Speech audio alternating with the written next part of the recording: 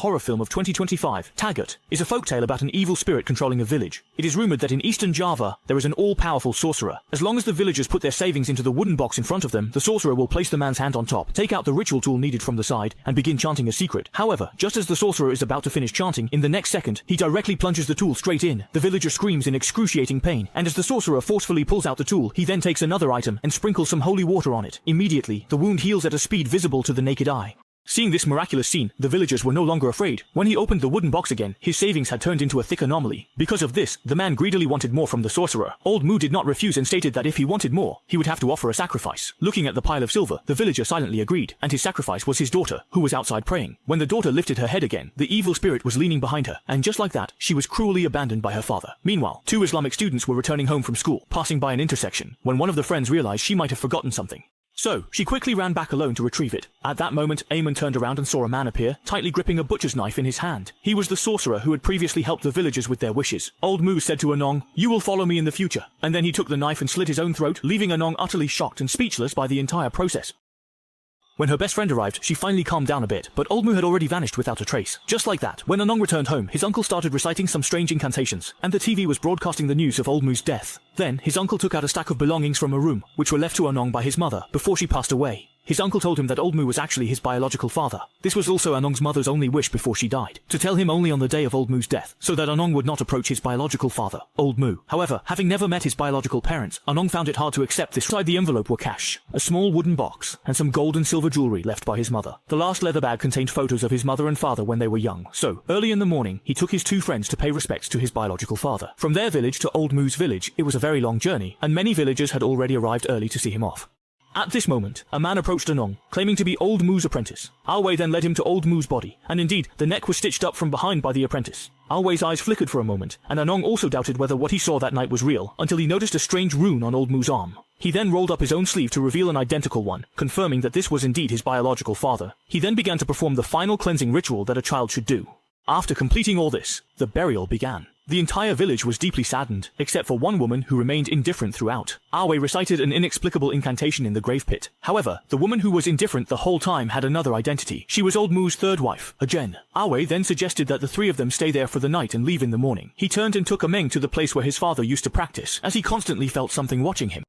He turned around and found that there was nothing around him at all. Then, Alway handed him the relics left by his master, which contained all the witchcraft Old Moo had learned in his lifetime. These could only be performed by those with the bloodline. Meanwhile, the two companions were waiting for Anong to return. A friend, curious, followed him in to ask what was going on, only to hear Anong blurt out the incantation from the notebook. At the same time, their friend Agan was curiously looking around. Strangely, Anong appeared at that moment, even though he had clearly seen him return a few minutes ago. So the two of them quickly ran to the room to find Lena. Turning around, they found that Anong was gone. The two of them always thought this place was rather sinister. No matter how they tried to persuade Anong to leave, he insisted on staying to see what path his father took with witchcraft. At night, they followed Alway to his father's private chamber, where they saw him fiercely stab Anong's palm with a dagger, not even sparing his foot. After he and Alway recited an incantation, this was the true bloodline connection with the evil spirit. The next second, the evil spirit's true form appeared and licked his palm. Little did they know, this was the true purpose of the apprentice Alway. Suddenly, the whole person appeared like a walking corpse, and the villagers came out to offer their respects. When Anong woke up in the middle of the night, the penetrating wounds on his hands and feet were almost healed. Meanwhile, the villagers began to return to their normal state. The next morning, Alway brought all the villagers together. In the end, Alway stated that the two of you can leave, but Anong must stay in the village.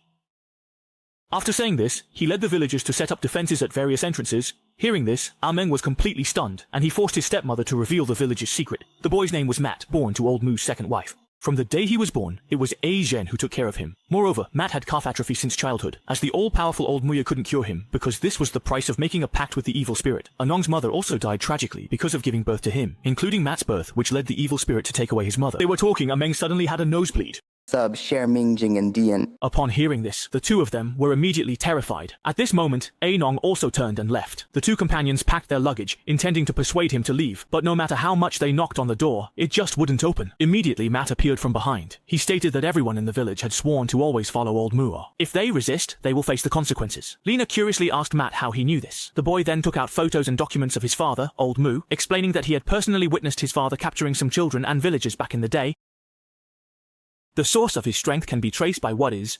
He then found a key inside a book and opened a secret and eerie basement room in the villa.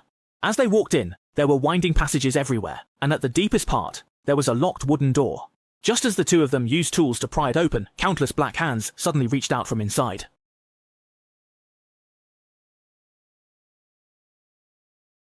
After breaking free, they ran away, but while walking, the iron door closed. Turning around, they found dozens of kneeling figures behind them. Frightened, they quickly recited the march of the volunteers, capable of vanquishing all enemies. The main thing is that we now know what the problem is. Within a few minutes, the iron door was flung open by a surge of righteous energy. At the same time, Ammon also emerged from the other side. As he casually wandered through the village, more and more villagers began to follow him. Soon, an elderly woman suffering from a serious illness stepped forward. Answer, mother. Just after he assumed a strange posture and recited the incantation left by his father, Matt also came out at this moment. Instantly, he saw that the elderly woman's hand was healed by Anon. Seeing this, the villagers gathered money and asked him to heal them. This is how the evil spirit became the truth in the village. It can heal and also help people fulfill their wishes. On the other side, the stepmother was packing her luggage in the house. Matt returned to tell her that Anon wanted to continue his father's path, so the two packed their bags and prepared to flee the village overnight. By the time their companion, Agan, arrived at their house, it was already empty. Even Anon was taken to a secret cave by Awei, where he once again stabbed the girl's finger with a dagger, and instantly images of his father's death appeared in his mind. At that time, Matt and the stepmother were present at the scene, and then the surrounding villagers began to kneel and worship. Anon wanted to figure out his father's cause of death. He grabbed the dagger and stabbed it into the remaining 2 feet, rushed to Matt, who was trying to escape. The light at the door began to flicker, and the corpses behind knelt immediately. The evil spirit arrived at the door, and as it thought, the people around followed and knelt down. It felt like Anon, possessed by the evil spirit, looked better than him. In the end, it was Agan who led the people behind him to recite the spell, and only then did his body begin to twist. The whole person fell to the ground, slowly depleting his magic power.